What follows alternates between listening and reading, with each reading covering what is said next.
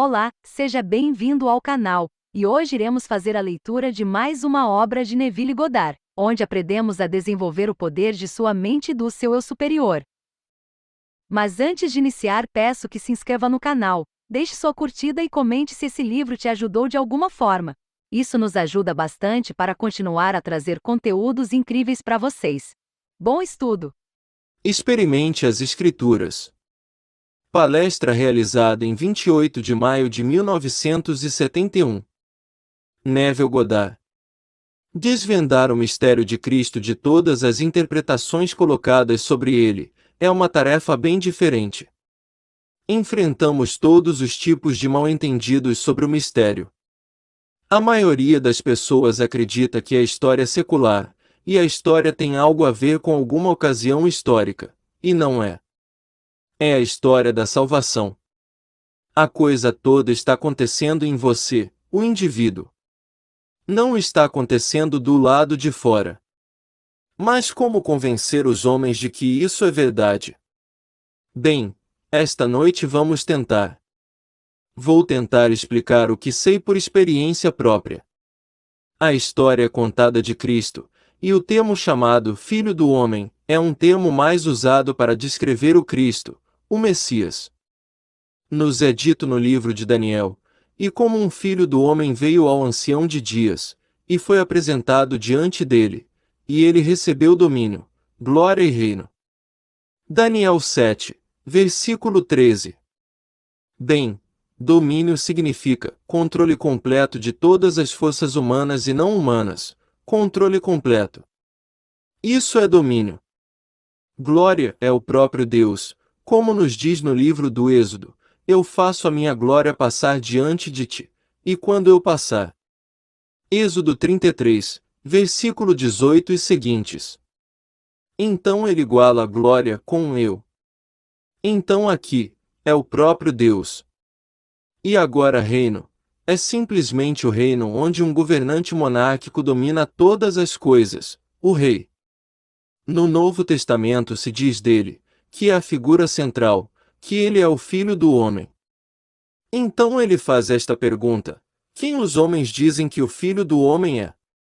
Mateus 16, versículos 13 a 16. E eles responderam: alguns dizem que João Batista voltou, outros Elias, outros Jeremias, e ainda outros um dos profetas. Então ele se virou para eles e disse: mas quem vocês dizem que eu sou? Ele se equipara ao Filho do Homem. Então Pedro responde: tu és o Cristo, o Filho do Deus vivo. Ele aceita essa definição. Então aqui encontramos o Filho do Homem, o eu e depois Cristo, todos iguais. Eles são um e o mesmo. Então aqui esta noite, nós falamos disto em você.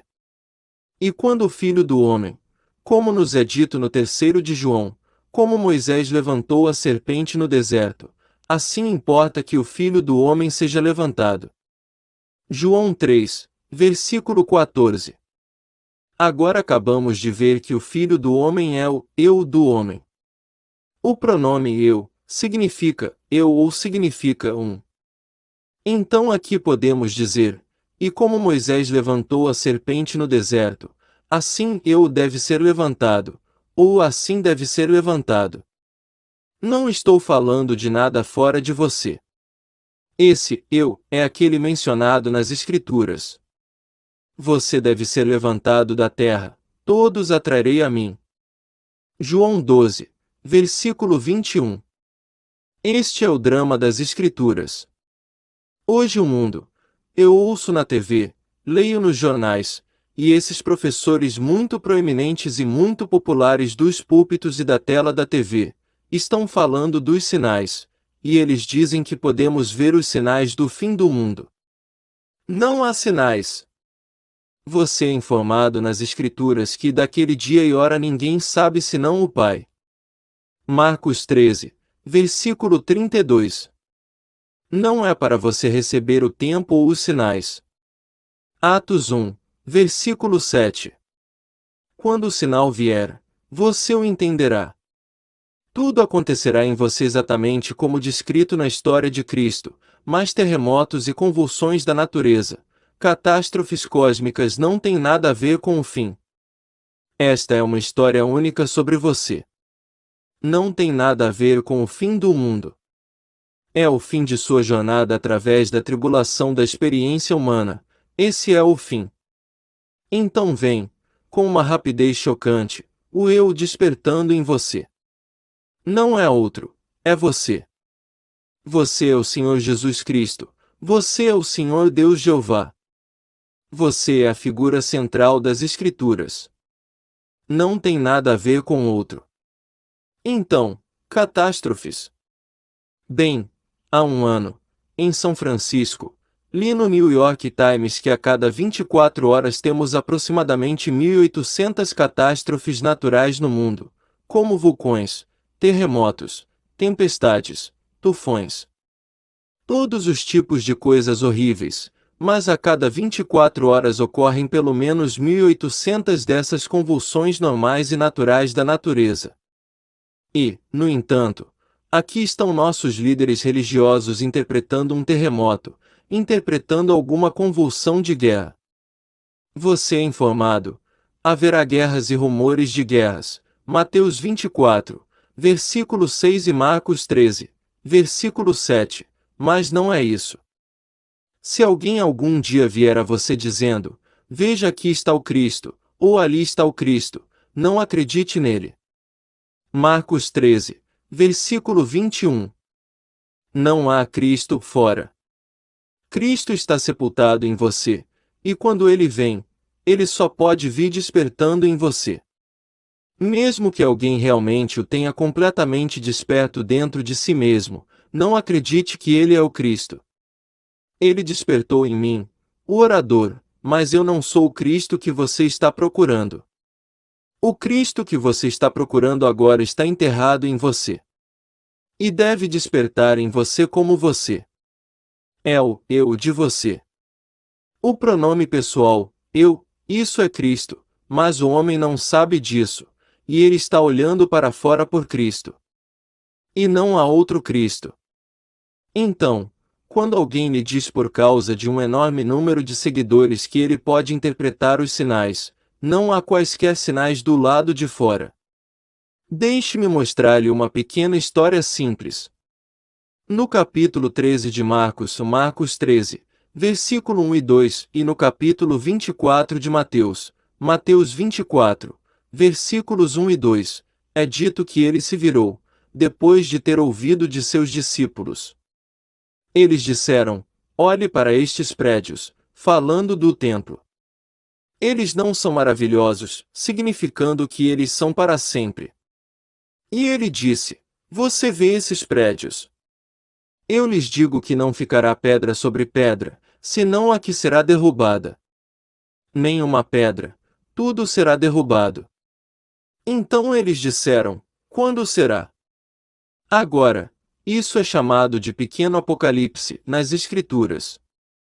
Quer sejam palavras dos evangelistas ou palavras da figura central, são todas palavras dos evangelistas de qualquer maneira, estão todos relatando sua própria experiência.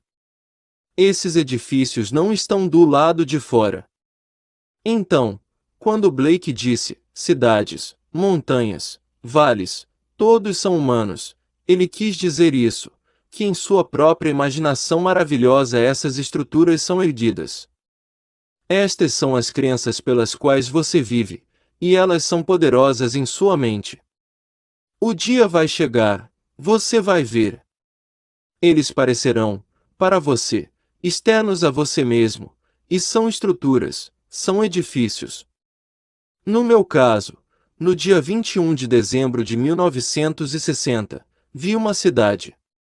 Não eram edifícios enormes como o Empire State. Edifícios de 12, 15 ou 16 andares, mas eles pareciam ser eternos. Naquele exato momento, eu sabia que todos iam cair. E aqui veio o primeiro. Tudo desmoronou diante dos meus olhos. Eu sabia o próximo, ele desmoronou. Tudo desmoronou, porque antes daquele dia, que é o dia 21 de dezembro de 1960, eu havia experimentado o nascimento do alto, e a descoberta da paternidade de Deus, e do Filho de Deus que realmente me chamava de Pai, revelando quem o Pai realmente é. Tive a experiência daquela ascensão do Filho do Homem. Então todas as minhas crenças anteriores pelas quais eu vivia, todos eles desmoronaram. Eu também acreditei, como todo o vasto mundo da cristandade acredita, na historicidade de Cristo, na história secular de Cristo, e de repente a coisa toda não estava mais lá. É tudo sobre mim. É tudo sobre você. E quando eu emergi de dentro de mim, então tudo em que eu acreditava anteriormente teve que desmoronar. Estas são as estruturas de que se fala. Ele não está falando desses prédios caindo. Se toda a vasta cidade esta noite se mudou para o Pacífico, não é o fim. O fim vem para o indivíduo. Não vem a nós coletivamente, vem a nós individualmente. E todas as coisas que você, ao longo dos séculos, erigiu dentro de você pelas quais você vive e acredita, quando isso realmente acontece em você e você percebe que você é o ser central das Escrituras, você é o Deus, de que se fala, você é o Cristo Jesus de que se fala, então todas as coisas do lado de fora que você buscou para conforto, elas desmoronam. Mas eles agora são projetados dentro de você como edifícios. Então, ele disse, vê esses prédios. Não ficará pedra sobre pedra, ninguém. Todos eles descerão, e isso acontece dentro de você. Agora nos é dito, assim como Moisés levantou a serpente no deserto, assim importa que o Filho do Homem seja levantado. Bem, você acabou de ouvir que o Filho do Homem é o eu do homem. O pronome pessoal, eu então não é algo do lado de fora. Você é levantado exatamente da mesma maneira que Moisés no deserto levantou a serpente. E isso é verdade. Você realmente se encontra. Agora vamos pegar a história. Ele estava de pé no Monte das Oliveiras, como você lê em 13 de Marcos, Marcos 13, versículos 3 e 4, e 24 de Mateus, Mateus 24, versículo 3. Agora voltamos ao capítulo 14 de Zacarias. Zacarias significa Jeová se lembra. Este é o último capítulo de Zacarias, Zacarias 14, versículo 40. E ele estava de pé no Monte das Oliveiras. E esta expressão, Monte das Oliveiras, é usada apenas 2 vezes no Antigo Testamento. Aqui é o Monte das Oliveiras. É usado primeiro em 2 Samuel a respeito de Davi. 2 Samuel 15, versículo 30, mas aqui está o segundo uso dele quase no final do Antigo Testamento, o capítulo 14 de Zacarias. Lembre-se, a palavra significa Jeová se lembra. Esta é sua promessa, sua aliança. Agora, o Senhor está de pé sobre o Monte das Oliveiras, e o Monte das Oliveiras foi dividido de leste a oeste, formando um vale muito amplo, e metade do monte se moveu para o norte, e a outra metade se moveu para o sul. E então saiu de Jerusalém, pois o Monte das Oliveiras ficava de frente para Jerusalém. Veio água viva. Zacarias 14, versículo 8. Agora eu lhe digo, o monte é o seu ser. Tudo sobre a história está dentro de você. Na manhã de 8 de abril de 1960, de repente estou dividido de leste a oeste, significando meu corpo, do topo do meu crânio até a base da minha coluna, e separou cerca de 6 polegadas, um vasto vale entre as duas partes do meu corpo. Na base, que seria a coluna vertebral, há uma poça de luz viva e dourada, água viva. Então olhei para ele e pude dizer com Blake, eu sabia que era o meu eu. Estou olhando para ele, e não só sabia que era meu ser, como sabia que era meu próprio Criador e Redentor, e eu sou meu próprio Criador e Redentor. Eu me fundi com ele, e então como uma serpente de fogo eu subi em meu crânio. Isso é o céu. Pois o reino dos céus está dentro de vocês. É onde fica o reino. Está tudo dentro de você. E quando entrei, fiz todas as tentativas. Não posso lhe dizer a força que usei para atravessar meu crânio, mas não consegui atravessá-lo, pois isso é a realidade. Está dentro. Você não sai disso. A coisa toda acontece dentro. O melhor que posso usar na Terra para ilustrá-lo seria um rebite. Você já viu alguém pegar um rebite quente e jogá-lo para quem o pega, e depois pegá-lo e colocá-lo no aço para torná-lo seguro? É uma visão fascinante vê-los rebitar essas estruturas de aço. Bem, eu realmente me senti sendo movido direto para isso. Se eu pudesse descrevê-lo, está bem aqui. Um pouco à esquerda da linha reta descendo pela minha testa, apenas uma pequena fração à esquerda desta área indicando. Foi aí que me senti preso. Fiz todos os esforços para penetrar e passar, mas não consegui, eu estava preso ali mesmo. Então, você é informado nas Escrituras, no capítulo 11 de Mateus, Mateus 11, versículo 12, e o reino dos céus é tomado pela violência, e os violentos o tomam pela força. É assim que você toma o reino. Todo o reino está em seu crânio. A coisa toda está sendo construída em seu próprio crânio humano maravilhoso. Então aqui, estou falando apenas de você, não estou falando de nenhuma convulsão da natureza. Que eles tenham todas as suas chamadas enormes multidões, dizendo às pessoas como elas podem ler os sinais de que estamos no fim do mundo. Fim de que mundo? Esta é uma reconstrução única do templo de Deus, e é reconstruída com pedras vivas, não com pedras mortas. Pois quando o templo caiu, era feito de pedras simplesmente vivas, mas não vivificantes. Agora estamos sendo transformados em pedras vivificantes, e cada pedra deve ser encaixada nesse templo. E todos serão chamados em ordem.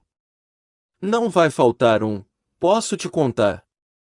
Nenhum na eternidade pode deixar de ser chamado, e ele passa pelo mesmo processo idêntico. Você é chamado, e então você é levado de dentro do eu do homem. Você está levantado. Você está desperto, e quando você está acordado, você não vê ninguém além de você mesmo, você está sozinho. Esse é o Cristo, sepultado em seu próprio crânio, e você, e somente você, sai por uma sabedoria inata de como fazê-lo. Está construído dentro de você, pois Cristo não é apenas o poder de Deus, ele é a sabedoria de Deus. Então, há uma sabedoria inata como fazê-lo. Eu sabia exatamente como fazer isso. E você empurra a base do seu crânio, e algo se move, e você sai.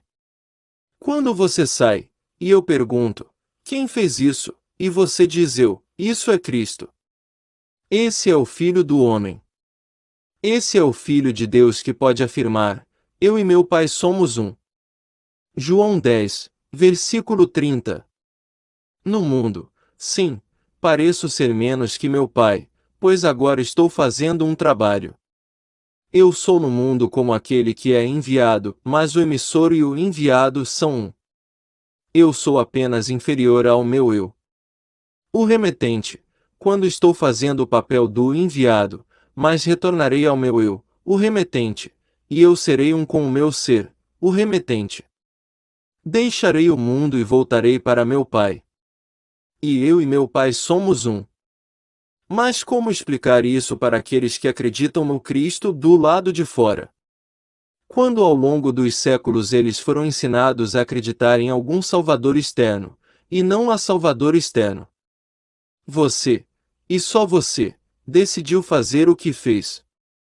Decidimos coletivamente fazê-lo, entrar no mundo da morte, e morrer, literalmente morrer, e então ser vitorioso e vencer a morte.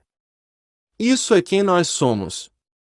E todos, apesar do que fizeram, do que estão fazendo ou do que possam fazer, Ele é aquele Cristo mencionado nas Escrituras.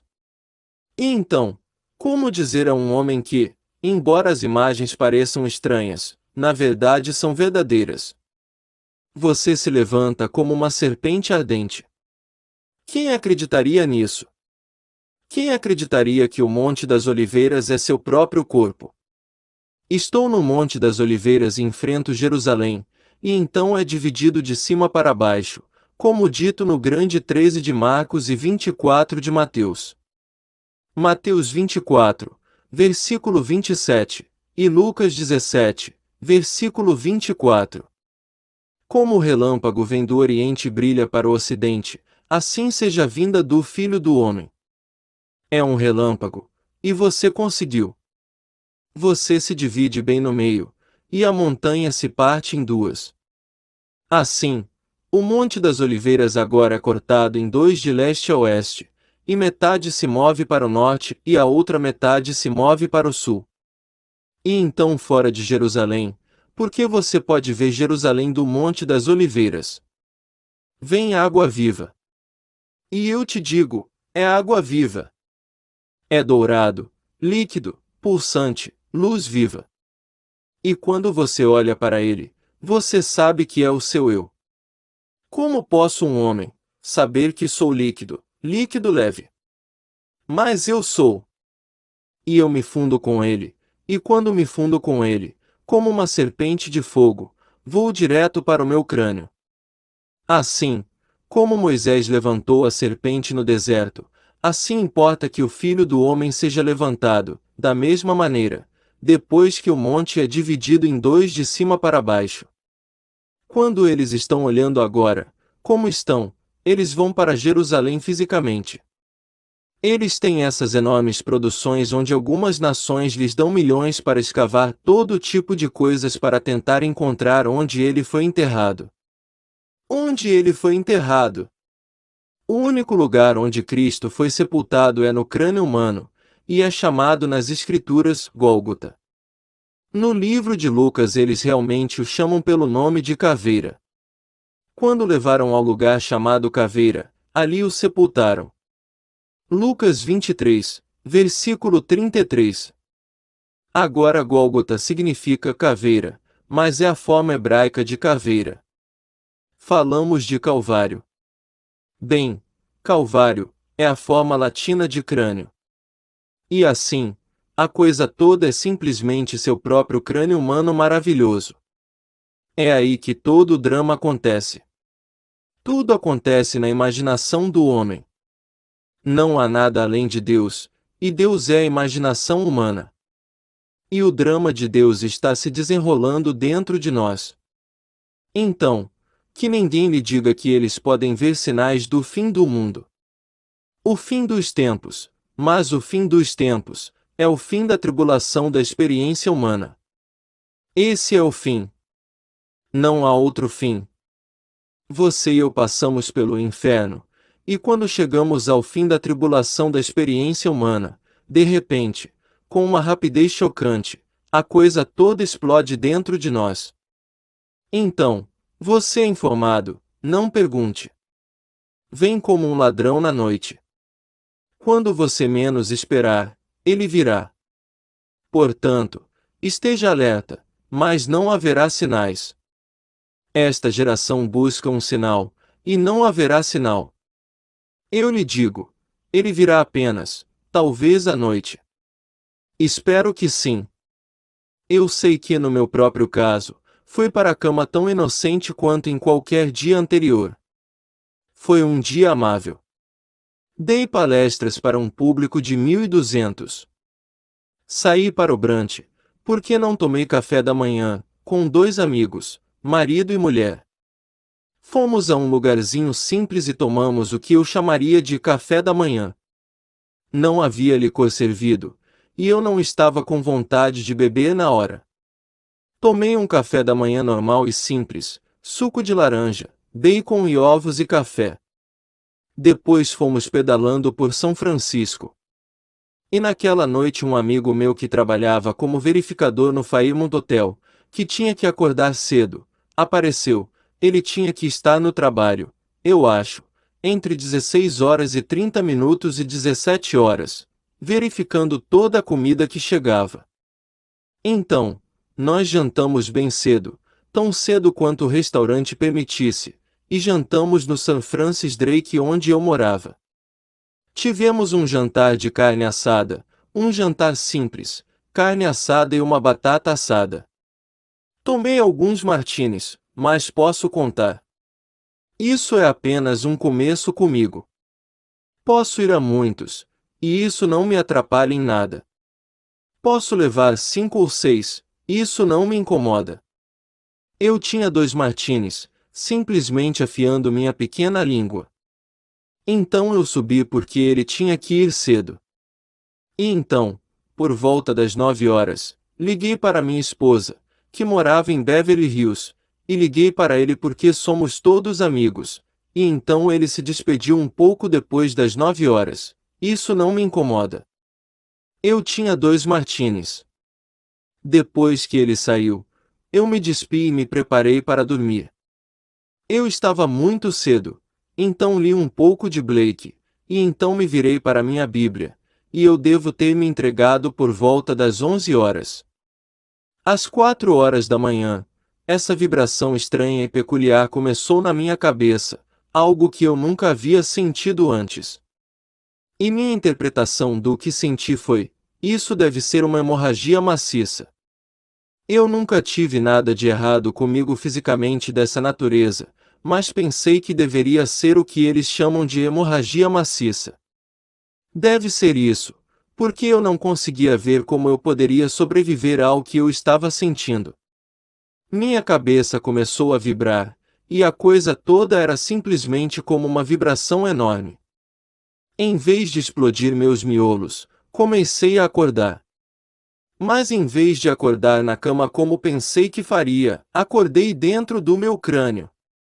E aqui estou eu, completamente sepultado dentro do meu crânio, e eu sabia que meu crânio era uma tumba. Eu era um sepulcro. Eu estava completamente sepultado dentro dele, completamente sozinho. E então da posição horizontal, eu me levantei dentro do meu crânio, e meu único desejo era sair. E eu sabia exatamente o que deveria fazer: empurrar a base do meu crânio por dentro. Bem, posso te dizer. Todas as coisas sendo relativas, quando acordei dentro do meu crânio, era um lugar grande o suficiente, digamos, cerca de um quarto desta sala aqui, e era o meu crânio. E eu me levantei dentro do meu crânio, um lugar sobre a área de um quarto desta sala. Eu sabia exatamente onde era a base. Empurrei-o por dentro, e algo rolou do lado de fora. Como nos é dito, e a pedra rolou. Então eu sabia o que fazer. Enfiei a cabeça pela pequena abertura e a empurrei, e então me espremi para fora como uma criancinha saindo do ventre de uma mulher, só que em vez de através do útero de uma mulher, isso saiu do meu próprio crânio. Quando eu estava quase fora, puxei a parte restante de mim para fora do meu crânio. Então eu me levantei e olhei para trás para isso, indicando o corpo físico, de onde eu saí, e estava horrivelmente pálido, como nos disse em Jeremias. Pode um homem ter um filho? A resposta óbvia é não. Por que, então, vejo todos os homens saindo de si mesmos como uma mulher em trabalho de parto? E por que todos os rostos ficam horrivelmente pálidos? Jeremias 30, versículo 6. Bem, o rosto estava tão branco como a neve quando saí dele. E então todo o drama se desenrolou ao meu redor. Havia testemunhas do evento, mas elas não podiam me ver, porque Deus nasceu naquele momento. O sinal do meu nascimento estava ali, a criança que eles podiam ver. E eu vi a criança e pude tomá-la em meus braços. Mas eles não podiam me ver porque Deus é espírito, e nenhum olho mortal pode vê-lo. Então, eles não podiam ver aquele que nasceu naquele momento. É o Deus no homem que está enterrado. É Deus no homem, que é o eu do homem, o pronome pessoal, eu. Isso é Deus em homem, E isso é nascido. Desperta nele e sai. O padrão pelo qual ele faz tudo nos é dito nas Escrituras, e está registrado como a história de Jesus Cristo. Bem, Jesus Cristo se refere a si mesmo constantemente como o Filho do Homem. Quem dizem os homens que é o Filho do Homem? E quando eles responderam a respeito dos homens, ele não respondeu. Ele fez outra pergunta: quem você diz que eu sou? Assim, ele se equipara ao Filho do Homem. Então um respondeu e disse: Tu és o Cristo, o Filho do Deus vivo. Bem-aventurado és tu, Simão Barjona, porque não foi carne e sangue que te revelaram isso, mas meu Pai que está nos céus. E eu e meu Pai somos um. Então, eu revelei para você. Eu permiti que você soubesse quem eu sou. Isso é o que ele está dizendo. Esse mesmo drama acontece em você. Então, estou lhe dizendo, todos neste mundo vão despertar, não apenas como o Senhor Jesus Cristo, mas como o próprio Deus, pois o Senhor Jesus Cristo é Deus. Essa é a história das Escrituras, mas o homem não a compreendeu. E hoje, quando você vir o jornal de segunda-feira de manhã, você lerá todo este palavrão, toda esta tolice, concernente às Escrituras, sobre os sinais que estão vindo por causa de algum rumor de guerra. Isso continua para sempre. Este é o conflito. É depois da tribulação da experiência humana que isso acontece, e através do inferno. Você terá vislumbres disso no final, porque então você pode suportá-lo. Mas, ó, as coisas que você sofreu neste mundo. As coisas pelas quais você passou, é bom e misericordioso que você não possa se lembrar deles. No final, você pode levá-lo, mas você teve que passar por todos. Como lhe é dito nas Escrituras, Isaías 48, versículo 10. Eu te provei nas fornalhas da aflição. Por mim mesmo, eu fiz isso, pois como meu nome deve ser profanado. A minha glória não darei a outro. Sua glória, é Ele mesmo. Ele não pode se dar a outro. Ele tem que fazer de você Ele mesmo, para se entregar a você, porque só existe Deus. No final, só existe Deus. Então, aqui, você é treinado para não discutir quando alguém traz à tona todas as histórias sobre as Escrituras. Você é treinado para responder, e você pode enfrentá-los, mesmo que não tenha tido a experiência completa. Muitos de vocês tiveram muitas dessas experiências. Não o completo. Tudo bem. Você terá a experiência completa. Eu não estou sozinho. Eu sou apenas no momento aquele que foi enviado para contá-lo. Fui enviado para contar. Assim, aquele 7º capítulo de Daniel, Daniel 7, versículo 13, quando este como filho do homem veio diante do ancião de dias, e foi apresentado a ele. Isso aconteceu comigo em 1929. Foi levado, em espírito, para a Assembleia Divina, e tendo ido diante do anjo regente, onde meu nome foi verificado neste livro enorme, como lhe foi dito no capítulo 12 de Daniel. Daniel 12, versículo 1. Se o seu nome estiver escrito no livro, bem, o nome de cada um está escrito nesse livro. E ela simplesmente olhou para mim, este ser angelical. Nenhuma palavra foi dita entre nós, ela apenas olhou e fez uma verificação contra o nome. Então foi levado à presença do ancião de dias. Ele é o ancião dos dias, amor infinito, nada além de amor. Enquanto eu estava diante dele, não conseguia pensar em nada além de amor, e ele me perguntou, qual é a melhor coisa do mundo? E eu respondi, amor. Não tem outra resposta. Como você poderia responder a qualquer coisa quando você está realmente olhando para o infinito do amor? E é homem, apenas homem. Então ele me abraçou. E nesse abraço, nos fundimos, nos tornamos um ser. E aquele que está unido ao Senhor torna-se um espírito com ele. Um só corpo, um só espírito, um só Senhor, um só Deus e Pai de todos. Então ele me enviou a este mundo. Mas ele não me enviou como amor. Aquele que me enviou foi ele mesmo, porque Deus é um ser multiforme.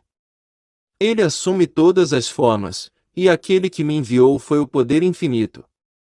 Eu não conseguia sentir nele nenhuma compaixão. Eu não podia sentir naquele amor, mas ele me enviou. E as palavras ecoaram em meus ouvidos: abaixo os sangues azuis.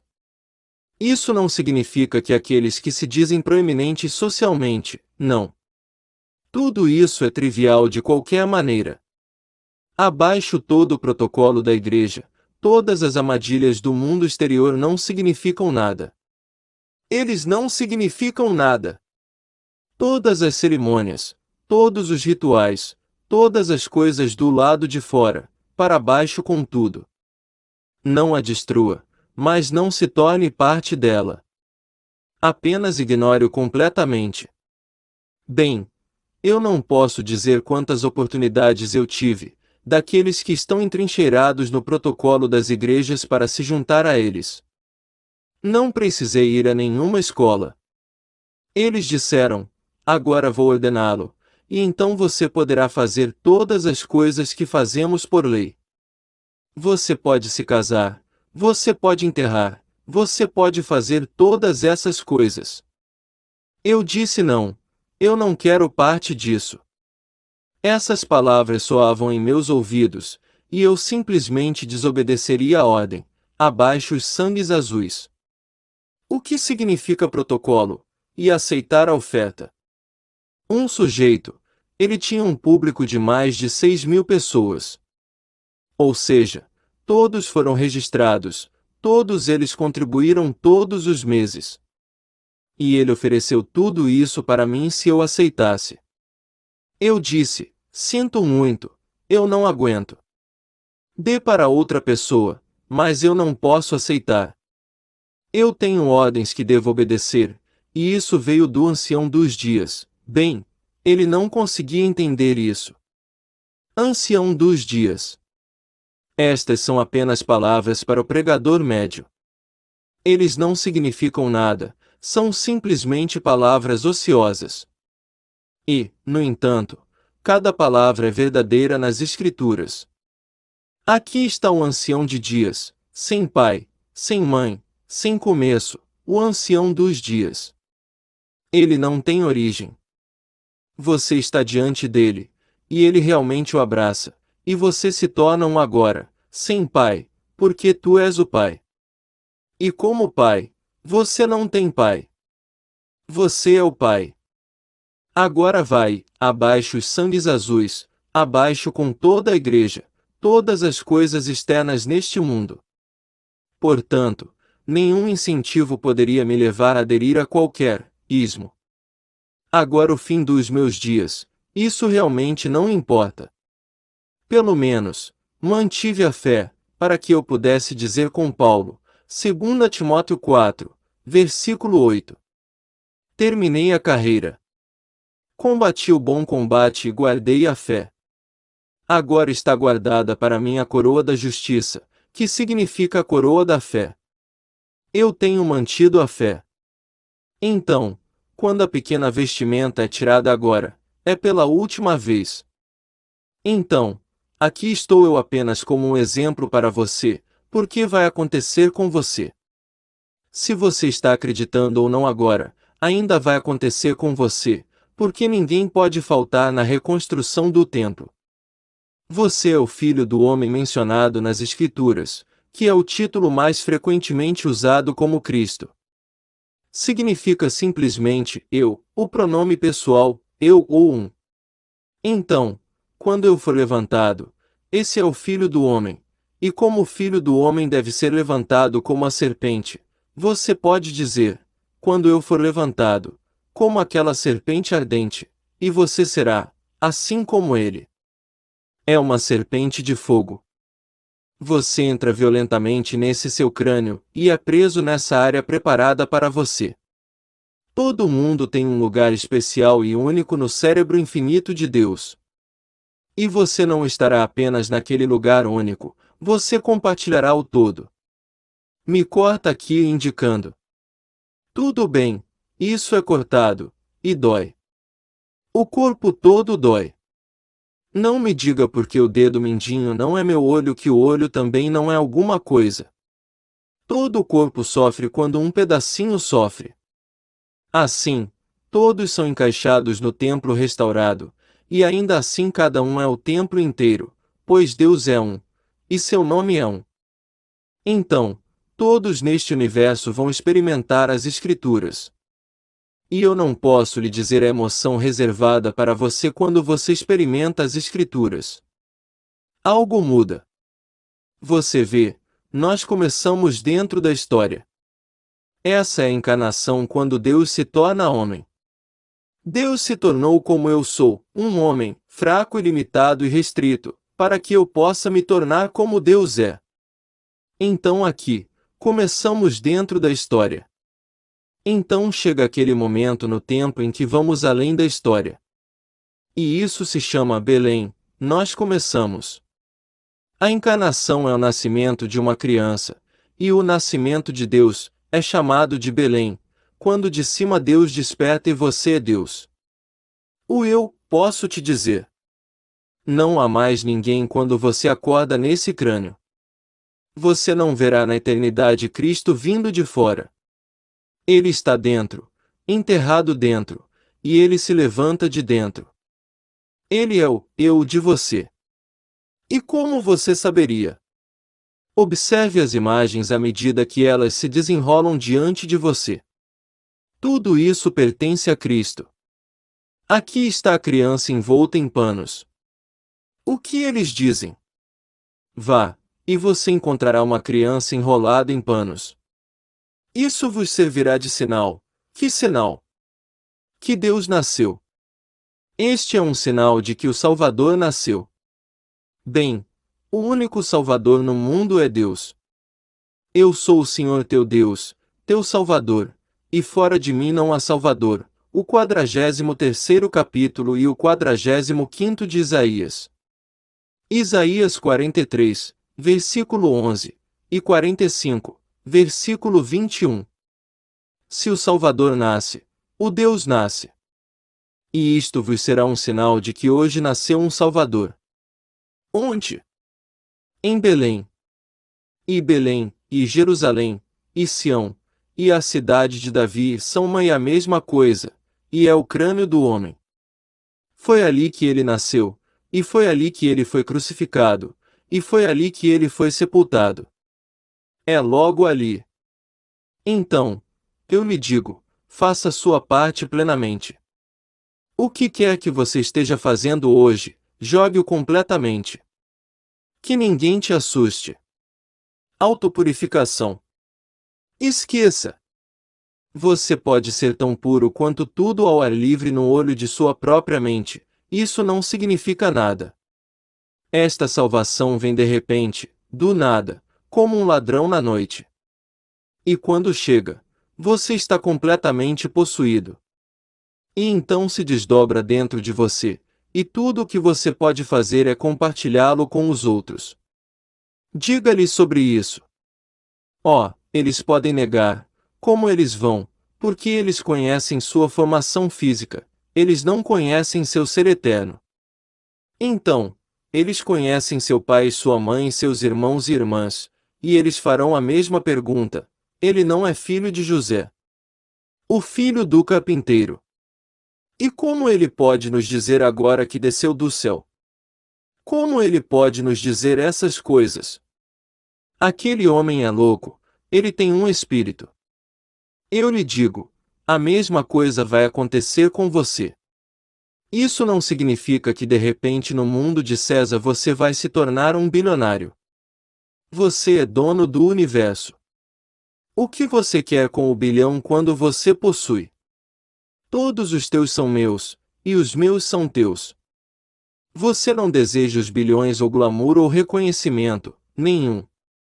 Você está bastante satisfeito em passar pela vida contando sua história, para aqueles que vão ouvir até aquele momento em que você tira a cruz, pois esta indicando o corpo físico, é a única cruz que Cristo usa, a forma humana.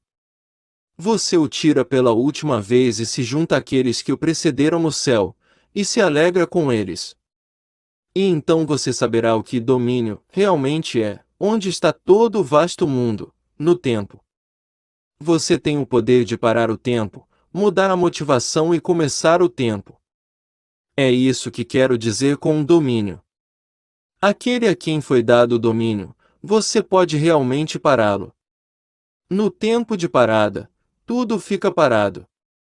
Então você muda a motivação daquilo que agora está congelado no tempo.